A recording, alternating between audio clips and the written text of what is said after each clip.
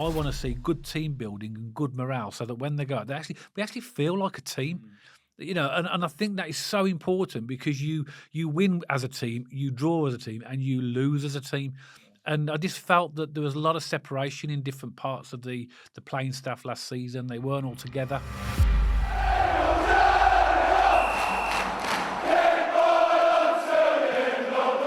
So welcome back to Small Little Lions FC, and we're at that stage of the season now where the players are already back. They've already started pre-season training, and the fixtures in pre-season are just about to start.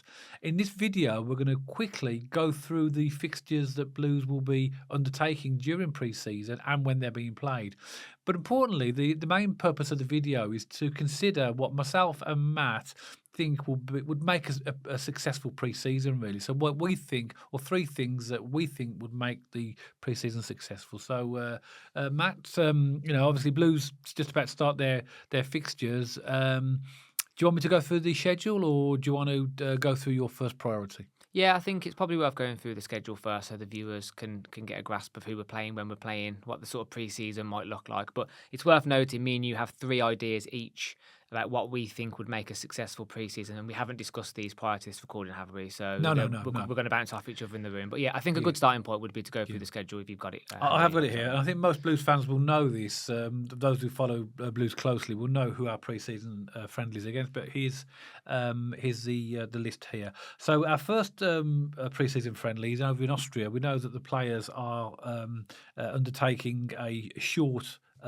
stay over in Austria, and they'll be playing a team called SC Paderborn, and that is on the 13th of July, kick-off at 4 p.m.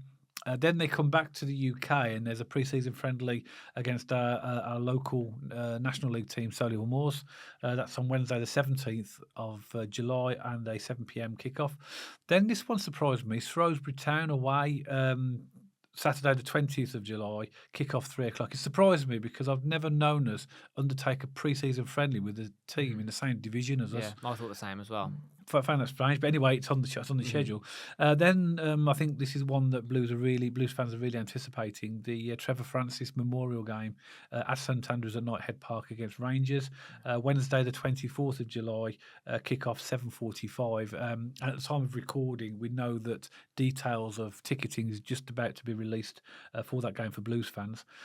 After that, we have another local fixture away to Warsaw on Saturday the 27th of July. That's a 1 p.m. kickoff, and then our final pre-season friendly is a good one, home to West Bromwich Albion, Saturday the 3rd of August, kickoff 3 p.m. So a nice range of teams there, and should give Chris Davis and the lads a good understanding, really, of what and how they will want to start the season. So there's a good mix in there, isn't there? And it's going to be the first chance we're going to see Chris Davis's mark on the team, see what kind of style of football he wants to play.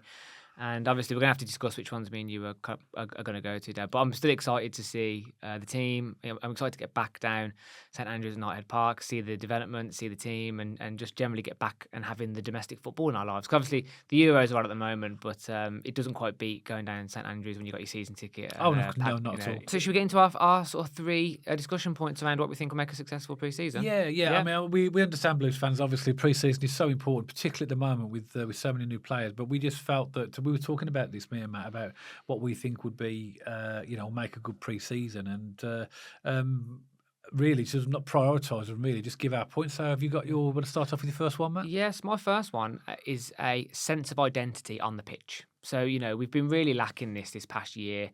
We've been all over the shop. I know we've had significant manager turnover. But what do Blues stand for? What's our philosophy on the pitch? What kind of style of football are we going to play? And this is going to naturally come as Chris Davis is now the manager. He's going to be doing this during this pre-season. But, are we going to dominate the ball in the opposition's half? Are we going to play it from the back? Are we going to play down the wings? Are we going what kind of football are we going to play? And what's our identity as a club? And as I said, the last identity I remember us having was kind of under Eustace, and that was a bit of a back-footed, sort of sitting back style of football. And it was an identity of sorts, but it wasn't a very exciting one. So I'm intrigued to get down St.Andrews, see what Chris Davis is doing with the team. And for me, if we can get a sense of identity, how we want to play, how we want to go at teams, I think, again, we're in for an exciting season ahead. Yeah, that's a good one. I think we've got like little snippets about from from what Chris Davis has said, and also Ben Petty, his assistant manager, telling us what type of style they want to play. And actually, it's linked very closely to my first point. Really, it's fitness and conditioning. Now, from what I've read and from what we all understand, is that Chris Davis wants to play a high press, high intensity possession based game, which we all want to see. But of course, to play that, your players have got to be super fit. Yeah. So this is what pre-season is all about. It's getting them up to speed to play that high intensity. And I think it will be at a completely different level that they've ever played before. So for me, it's to get the players used to that level of intensity, but also not to get them injured. It's a fine balance, it's a isn't it? real balance, isn't it, as well? So what we don't want to do is sign all these great players, and then come the first game of the season, half of them are injured or can't play. So, and we've had that before, haven't we? So to me, a really good pre-season is to get the squad up to the tempo that they want and the condition that they want, but not to have any injuries. Yeah. The theme from both of our points there is we know everything's been great off the pitch, or investments, lots of good things happening. It hasn't quite correlated to on the pitch performances, has it? So what we're getting at here is let's sync up those two worlds of off the pitch magic with on the pitch magic. And as you said, I think we're going to be in for an exciting season. Yeah. And that brings us on to my second point, and that is, and this was inspired from, we put a video out last week and it was about the Tottenham loanees, and we got a lot of comments about it. And I was thinking about this, and people were saying, we don't want too many loans coming in because we want an established team. We've got loads of youth players that we want to develop ourselves. And to me, a successful pre-season would be Chris Davis trialling and pushing our youth players as much as they possibly can. Yeah. So I want to see Donovan, Good points. Dixon, George Hall, Alfie Chang, and I'm just naming a few there. I know we've got many more in the youth team who have got exciting futures. So if he can really press on our youth talent, get them ready for the next season, whether that be physically, whether that be mentally, because obviously it's going to be a big shift for them stepping up even at the League One level from the under-21 level or below or whatever they are playing at the moment. So for me, a big surge in our youth talent, getting them ready for the season ahead would be a big positive for me this pre-season. Yeah. I think we are going to see that. I think that because you could argue the point. Obviously we put that video about this link between Chris Davis and Tottenham and the potential for their loan players. But if you are going to sign loan players, why not use our own? So instead of sending them out on loan, why not use them ourselves? I think there's 100%. opportunity in League One to do that in terms of the range of competitions we're in as well. So that's another really good point as well. Now, this is my next one. I think is a really important one, and something that we lacked last season. That it was very visible in terms of the lack of team spirit. In my opinion, so in pre-season, all these new players that are coming in and the existing players, and remember, these players are coming off a morale-sapping relegation season. I want to see good team building and good morale so that when they go out, we actually feel like a team. And I think that is so important because you win as a team, you draw as a team, and you lose as a team. Yeah. And I just felt that there was a lot of separation in different parts of the playing staff last season. They weren't all together. Yeah. That partly is going to be down to Chris Davis identifying good leaders, people that can drag players through when we're having a bad game. I mean, we will have some bad games. We're bound to. It's football, isn't it? Yep. So to me, pre-season is all about the players getting to know each other, have the camaraderie, but also the serious side of it is when they're in a game situation that they are all geeing each other up and boosting each other and even telling each other off in an appropriate way so that they can, build this successful winning team. So for me, really important. It's pre-season's a great opportunity to do it. Team building and morale is real top priority for me. It's really important. It's like when you score a goal, you want all 11 players to go into the huddle and congratulate and celebrate and all these things, don't you? And a really defining moment for me last season was QPR away. Cody Drama got like an elbow in the face, and not a single Blues player went up to him or tried to give a little bit of aggro to the player that elbowed him. I remember playing Sunday League as a team. 6 players would go up to him, what are you doing? What are you doing? All this. Having your teammates back, having that support. And I'm not encouraging violence here. I'm just saying have your teammates back when they get a hit or whatever. Get in people's faces, show them what you're about, but in a supportive way as a team. I think that's absolutely key. Really good point. I'll give another example as well. When Paik sold that pass short to Roberts, who's gone now, and Jack Clark went in for Sunderland. And nobody went over to put their arm around Roberts. I know he's an experienced player, but he was almost like, well, what do you do that for? Yeah. That's not going to help him, is it? So it's those type of little things that can make a big difference, I think. I tell you what the theme is, right? Instead of a leader, if you've got leadership in a team and you've got a team ethos and collaboration and togetherness. You rally around each other and you support each other. How many times did we go down St. Andrews last year and there was waving their arms and blaming each other and pointing the finger? We saw it a lot, didn't we? I hate seeing And we that. don't want to see that. And that bleeds out to the fans as well. And the fans at the moment, don't know whether you're feeling it, there is a togetherness again. I feel like there's a sense of optimism, season tickets are flying, all these different things. So if we feel the togetherness on the pitch, the fans will reciprocate that as well, and the atmosphere and what we do in the stadium. So really good point, Dad. I like that one. It's a really good one. And my final one, a little bit cheeky, I guess, because it's not necessarily related to on the pitch and the excitement around what we're going to do there, but it is a little bit of off the pitch. And for me, an exciting pre-season is to keep seeing the dedication of the Blues fans to this club. 15,000 season tickets sold.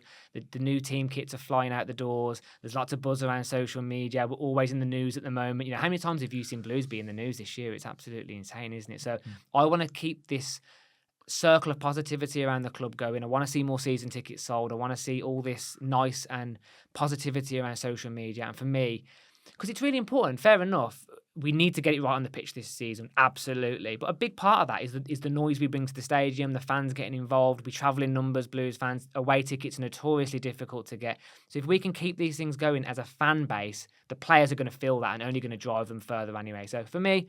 And you think pre-season will be the start of that? The season tickets being sold... I mean, at the time of recording... we have 24 hours left of the early bird prices, and the rumours are, well, sorry, not even the rumours, we've sold 15 and 16,000 season tickets. That is absolutely incredible. So now is the time to cement that relationship again between the fans and the club, and I want to see that positivity keep going. Yeah, I think that's what we'd all like to see, because there is definitely a more positive vibe, really, around the whole fan base. You can feel it in social media and everywhere as well. My last one, again, in terms of the importance of pre-season for the club and the players, particularly at the moment, is tactical development. You know, the players have to. I know they'll be working. I think you take it as read that it's obvious that they'll be doing this, but I think pre-season this year is so important because Chris Davis is going to introduce a brand new tactical style of play. And these players need to, and obviously the new players he brings in, he will be comfortable that they will be capable of, you know, doing whatever he wants in terms of what style they want to play and what tactics. But I think maybe for the existing players who really were asked last season to adapt to so many different managers and different styles, that they have the opportunity during pre-season to be able to tactically understand what their job is and how to go about doing it. And I think that'll, in the pre-season friendlies, I think we'll see a bit of experimentation. That's the whole point of friendlies, isn't it? Yeah. And I think we'll see different players doing different things. And but I think what we've read about Chris Davies, he's always got a plan. So if a game isn't going the way he thought it would, he'll have a plan B. And pre-season is a great opportunity for Chris Davies and his coaching staff to be able to introduce the players to the types of different styles. So it isn't just we're going to go out and play 4-2-3-1 every week, although you might set up as that. It'll be, well, if this happens in a game, this is what we're going to do. If we go a goal down early, this is what we're going to do. Somebody get injured, so basically the players fully understand what they're, because I don't know if you agree with this, Matt, as well. Last season we were trying to, or the club were trying to sort of expect the players to play positions and tactics that they weren't used to, and it was so obvious in certain games. They were confused. They was painful to watch. Back. Sanderson, Bielek, and Ruddy under like the Rooney era, and that playing out from the back, it was painful to watch. They looked so uncomfortable. In fact, majority of the team looked uncomfortable. They were being asked to do something they weren't capable of doing. And we can avoid that now, or deal with that in pre-season by making sure the players are fully on board with the tactics. I think that is really, really important. So I'm quite looking forward to it, though, because obviously we all were concerned when we're going to look at games last season, particularly when we went a goal down, how do we get out of this? I think we're going to see a completely different turnaround this season, in that, if we go a goal down, we won't need to panic. Yeah. I think we'll always feel that there is a plan. And that's all you want. Just, okay, we know what we're going to do now. I think what we'll see, so when a team is in possession, when we're on the ball, you tend to stick to what you're on the training ground, your 4-2-3-1, let's say. That's your core principles moving forward. Out of possession, the shape can sometimes change because you adapt to the defence and the strengths of your opposition. So what I think we're going to see this season with Chris Davies is we're going to have a high press, really fast-tempoed attacking style of football. We're going to have a lot of the ball in the opposition's half.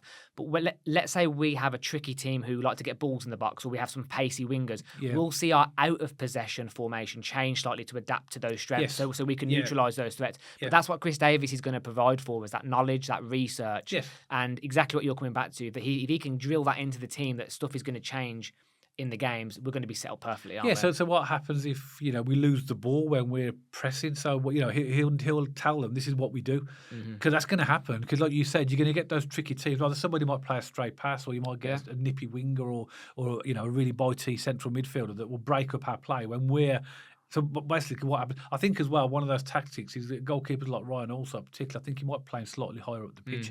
Because how many times do you see in the Premier League where that happens to teams like Man City, who are obviously the top team for the last number of years now, in terms of the amount of Premiership titles they've got, that they might lose the ball occasionally, but you've always got Edison. He's literally almost not. Yeah. He's almost on the circle around there. So obviously, if he comes straight, you can just keep him in possession. Yeah, when you're talking your Man Cities and your Liverpools and your Arsenals, their keepers, when they're in possession, they're in between the halfway line and the box, aren't they? They're really, really high up. But when you're watching it on the telly, you're thinking, if they've got an intelligent centre mid, they could lob him.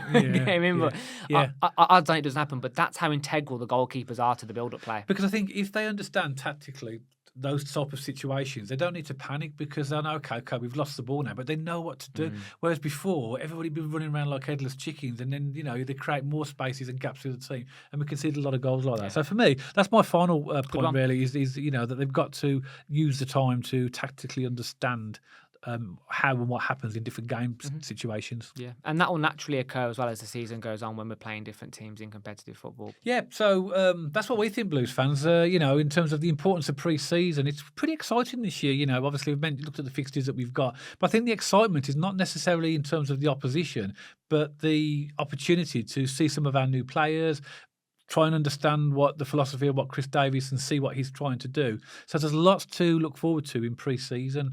So hopefully, you and ourselves can get down to a number of these pre-season friendlies, take a look for ourselves. So as always, love to know your opinion of what you think about anything really about Birmingham City, players we've brought in, what you think the priorities in pre-season. Anything that's on your mind, pop us a comment below and let us know your thoughts. If you did like this video, don't forget to give us a thumbs up. And of course, if you haven't checked us out on our social media channels, make sure you go over to our X page and Instagram page and have a look at us over there. And of course, if you haven't subscribed to the channel already, make sure you hit that subscribe button so that you don't miss any future content all about Birmingham City. And myself and Matt will see you on the next video.